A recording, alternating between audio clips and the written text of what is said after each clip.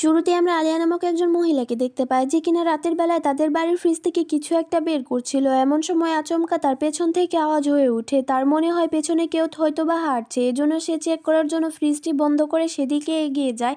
অন্ধকারের মধ্যে এই আওয়াজটি শুনে সে বেশ ঘাবড়ে গিয়েছিল। যেখান থেকে আওয়াজ আসছিল সেখানে গিয়ে সে দেখতে পায় তার সামনে একটি ভয়ানক পচম দাঁড়িয়ে আছে। তবে সে লাইট জ্বালাতেই সে গায়েব হয়ে যায়, আর লাইট অফ করতেই সেই ভয়ানক পচমটি তার মুখোমুখি হয়ে যায়। এই দেখে সে বেশ ঘাবড়ে যায় এবং দৌড়িয়ে সেখান থেকে পালাতে আরম্ভ করে।